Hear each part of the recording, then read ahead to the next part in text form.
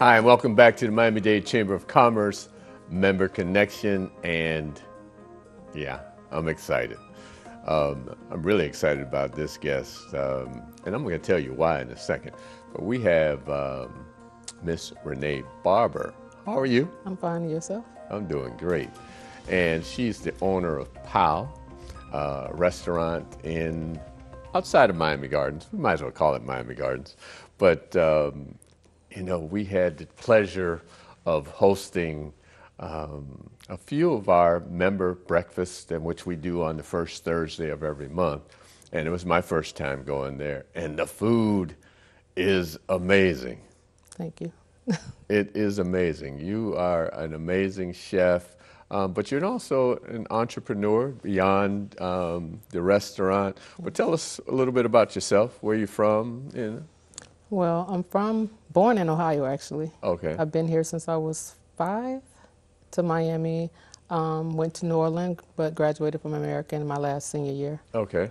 Went to Georgia State, got a business administration degree, came back home, and then I moved back to Georgia. So that's where I reside now. Okay, so you're working between, when you say Georgia, Atlanta area? Atlanta, okay. Correct, yes. So you're an entrepreneur that basically, you commute between Miami and Atlanta? Yeah, but I can do what I do mobilely or remotely. Okay. But yes, I do. I go back twice a month. Okay. Up to Atlanta? Yes, So you're more here than you are in Atlanta? Until the restaurant can do what it do without me, yes. Right.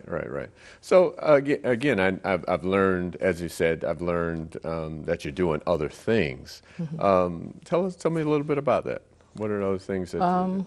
Well, I'm a financial consultant. I have a practice in Atlanta, taxes as well in Atlanta, tax office in Atlanta as well. And I do invest in parties, so it's a lot of investment things I do. I am all things investment, or all things that can make money. Okay. To be honest. When you say invest in parties, explain. I do Super Bowl, All-Star, CIAA, BET, those type of parties. I invest in parties. Super Bowl. I do. I have a business partner that we do parties together. So 07, 08. So we travel where Super Bowls are, get big artists, rent venues, and etc. So we do that. All right, so a true entrepreneur. Trying to be. No, you ain't trying to be. No, we're gonna own that. True entrepreneur. I am a serial entrepreneur. Yeah, for sure. No. And what made you? Was the one thing, as I say, entrepreneurs, you got to get up and hunt every day. You know, and if you're sleeping, you ain't hunting, or if you're just chilling, you ain't hunting. So, Correct. What made you make that decision that you wanted to be a hunter? Just wanting more, you know, than someone can actually give me. Waiting for it, I'm impatient. So just pretty much dictating my life and how I want it to be. I'm a snail in the game, so I'm very, how can I say, I'll wait for it. I don't want quick money. I like longevity and money for my kids. So I just decided early on, even here, before I moved to Atlanta, I had my own business in Liberty City, me and my son's father. But I always gave back to the community. That's just, my mother did it, my aunt did it, my grandmother have done it. So I just So you basically learned from seeing, like you say, your mother, your aunt. Yeah, but they worked. They weren't entrepreneurs per se, but they always put in us to be better than them. Like I do my kids, be better than me. Right. So if I have 10 businesses, you guys have 20. Okay. So, yeah. So can you teach that to a whole lot of other people? Well, I have some. I'm mentoring some people. Some people don't like to listen. They want it quickly. I have some people that really listen. No, I think that's important. I mean, to have that ability to share your knowledge. Yes, and help build other businesses. I do have a resume of those young, and they're young. And they have, also have a cleaning business. I forgot about that in Atlanta. I forgot. I have actually he was working with my son at Publix Warehouse. He became my tax client. And now he's like my godson, and he doesn't make any moves unless he asks me what to do. So he has 4 businesses. He actually Okay. just called. He wants to be partnered with me with POW in Atlanta, and he calls monthly to make sure that I don't get anyone else. Right. But I do have a couple, and they're younger. Olders, I think they want it now. I like to mentor the young Right. because they're patient, or at least I can instill patience And in you them. and still, yeah, Yes. talking about that because, Yes. like you said, they want it now. They want it now. So how do you deal with that? As far as Well, the fact that they want it now, and Don't. like you say, you are instilling patience. So how? telling my story. I was a Okay. young teenage mother. Telling them my testimony is really what they're going through now. To just show them, like, if you look back at where I came from and all of my friends, we're probably, I'm not saying all, but a lot of them were not on the same level. They were at one time, and of course you get envious or you get impatient and you're like, why not me? But if you just believe in what you're doing and you know it's going to succeed, just stay on that path. If Right. you believe, you have to do something you believe in, like I feel. If it's something you want quickly, you'll let it go. As soon as it doesn't make $1, you're done. Right. If it's something you believe in, because trust me, POW, it's a lot of times I'm like, what have I done? How long have you been open now? 7 months. Okay. And again, what made you decide to come to Miami? I mean, you grew up here, you Yeah. lived I here. always so- had a residence here. I Okay. never not had a residence. Okay. So I So used to what made come you home. decide to open POW here? Well, coming back with friends from Atlanta, they're usually South Beach or Brickell, so I would come visit my family on, as they call it, across the bridge. And they used to want to come with me. You know, we're family as well. You make family, of course, Right. through years. But it was nothing to bring them over here to. You know, they can come, but we're not doing nothing. I don't care what my friends are or my family. I'm going to visit my family. Right. So that had me, at first I was doing it in Broward, but then just saw that we needed it. Like my community needed it. We didn't have it. And I don't want to send someone else. I wanted them to see where I came from. Right. So I just thought brunch, we like breakfast. You know, breakfast is it's a big entity in our community. So I thought brunch would be ideal. And POW was pancakes or waffles? Pancakes and waffle on one side and Play-O work on the other side. Okay. Yeah. Okay. So it kind of, when I first came, I had one idea for Play-O work. In Atlanta, there's so many entrepreneurs, so I thought, with me, I get out my house, because I work in my house a lot, and I get like a writer's block. So I want to go out and get a new environment to think of new ideas. So that's what I thought Play-O work would be. And it still is, but they just took over with the restaurant. The restaurant for me, that side, they didn't want it. They started wanting big parties, so I opened up the other side for a restaurant as well. Okay. Okay. Atlanta, I know back in the 80s, a lot of us ran up to Atlanta. A lot of folks from the South moved up to Atlanta.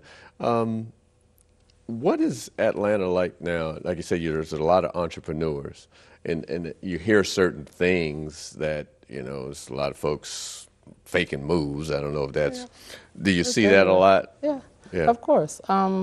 Atlanta is a place where you can, because fake it. It's a melting pot from people from everywhere is there. You rarely can find someone that's from Atlanta.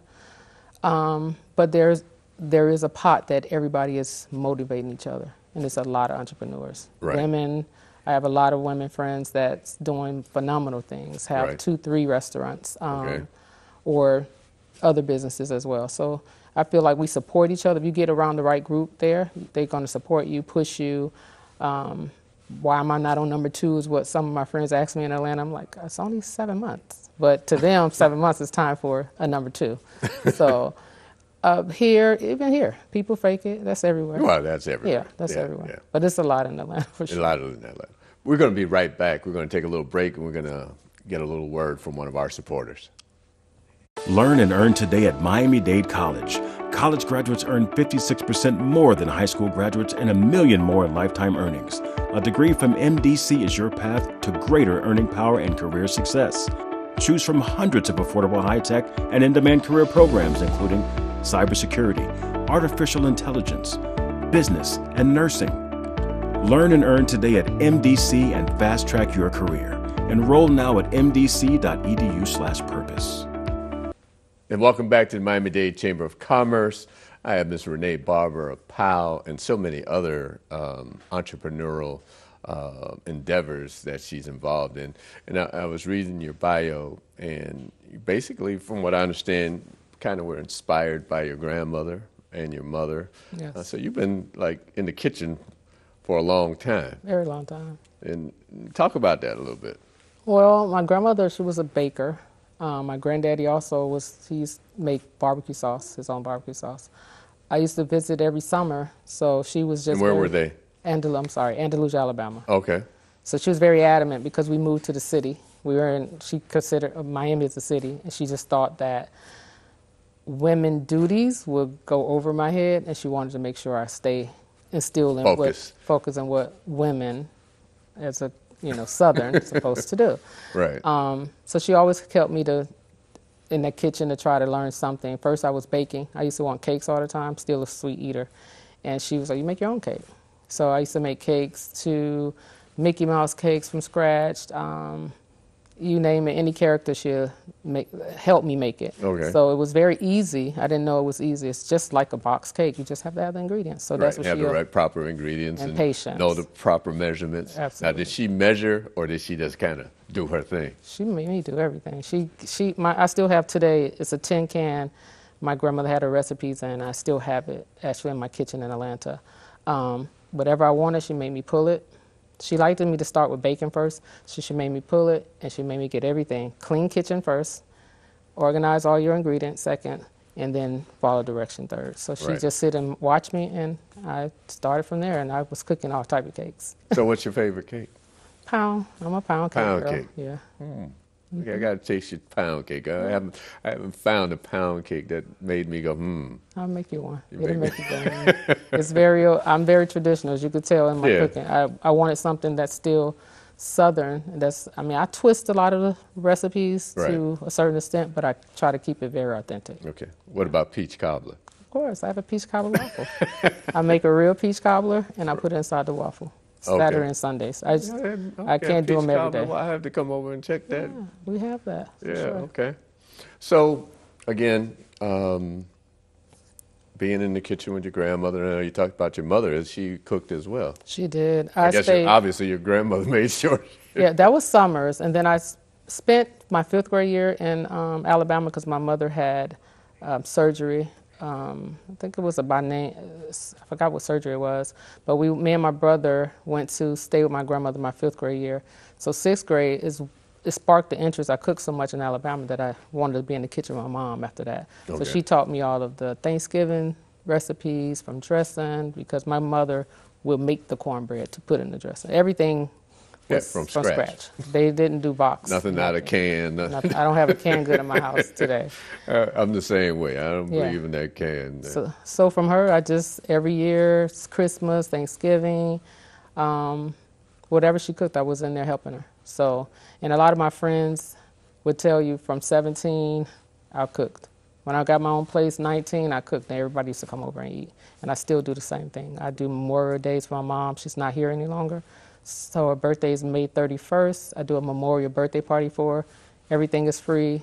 I cook everything that... Here in Miami? Well, I started in Miami. Okay, but now you can't... I'm going to do it this year in Miami. Okay. But I started in Miami the first 3 years, and then I did the rest of them in Atlanta. But I think I'm going to do next year, because her birthday is Memorial Weekend, here in Miami. But I always cooked everything they like. So all my friends have a different dish that they want me to cook, and that's what I do. Okay. So, again, you opened up 7 months ago. How has your business been? Fast. It's growing fast. Really? But, like everybody, it's just a turnaround of employees, trying to find good employees that care about and I hear that so much since the pandemic. And they say nobody wants to work. And so service business is not an easy business. I see. Because, again, your employees are the face of you. Correct. Really. When you're not there, they're representing who you are, and finding those individuals who understand that and who represent you and your level of professionalism is, I'm sure, not easy. That's not. But I try to tell them, everyone who I hire, I express consistency. I want the look, the taste, everything to be consistent, because if someone comes to any restaurant, like myself, if I come one time and I like it, I'm coming again. And if I come again, it's not like the first time, I'm not coming again. So. Or the service. Or the service, yeah, that's correct. I just have, I don't know, there's nothing wrong with wanting, you need money to pay your bills. Right. But that's not all my staff. Let me just correct that. I do have some that go above and beyond for me and for the company. But then I just have some just there. Actually, I was just having a conversation in one of my previous interviews about that, about, you know, just being there versus going above and beyond. We don't see that enough. We don't. Not even in say our work ethic, but even, I guess, I see it in younger folks today. It's just that instant gratification that we're looking for. And like you said, you knew you had to fight and you wanted more, so you did more. I wanted more forever, not just now, you know. So that's my difference. But I've always was taught, even when I was in corporate, if your name is on something, do the best you can do. You never know who's looking at that paper or that project and see that name. You never know who's looking at it. So I tell them, like, you never know who's out there and want to know who plated this. Like, it may be one bad plate or one bad cooking item you put out there and you're done. Or you may do the best and someone like, who is this? Well, can I? You know, you have opportunity. You're not going to be with me forever. Right, exactly. So, and it's not your intention. You shouldn't want to be there forever if you're starting out as a waiter or a bus person. It's a stepping stone to the next level. Yeah. Most of all the successful people start as waitresses or bartenders. Exactly. To be honest. Becoming an entrepreneur, becoming your owning your own business. And you know, one of the things, and as you were saying, I remember when I was at the Dolphins organization as the guest services director, I'm always looking for good employees, and a lot of them are in restaurants. And when someone, you know, just provides this awesome service and goes above and beyond, it's an opportunity to give them an opportunity. Absolutely. And that's what you were talking about. Yes, of course. So what's the next steps for Renae? We're going to do other POWs. I'm doing one in Charlotte, as well as Atlanta, but and I think a food truck here. I don't want to do another one. I don't want to do too many POWs in one area. I think it oversaturates. You know, but I do want to do a food truck here. But that's just plan on more. Now, we have a little bit of time left, so is this something, do you have partners? How do you do what you do? I do have a partner in Miami. Here in Miami I do. I didn't want a partner at one point, and a lot of people kept coming, but this particular partner was the best partner. I feel he's into business. He knows Miami. He's native of here as well, and hands-on. So you can't, and he knows business. Some partners you can partner with, they see the vision, but they don't understand you're not making profit tomorrow. You know, it could be whoever walked through the door. He's not going to bring profit tomorrow. You have to build your business. So my partner now, his name is Dewey Davis, Jr. He's, I think I picked the best partner. He's very hands-on. I can tell anything for the restaurant. If I need him to jump on that lamb chop grill, he's going to jump on the lamb chop grill. If he's going to be a bartender, he'll be a bartender. He's very hands-on, so I do have one, and he probably will be my partner for a couple of other ones because we have talked about that too. Well, how can where is POW? How can they get there? POW is in unincorporated Miami-Dade County. It's on 195th. Its address is 19589 Northwest 57th Avenue, Miami Gardens, Opa-locka, Hialeah. It has different cities. Right. And we're behind, it's kind of tricky to find, but we're behind the Raceway on 57th Avenue in a plaza with Key Food. We should be there for a period of time, but we are thinking about moving because we're getting so big so fast. Well, if you want to know more about the Chamber, go to m-dcc.org or call us at 305-751-8648 and make your way to POW. I'm telling you, you're going to enjoy it. You might find some of that pound cake or that peach cobbler over there. So thank you for tuning in.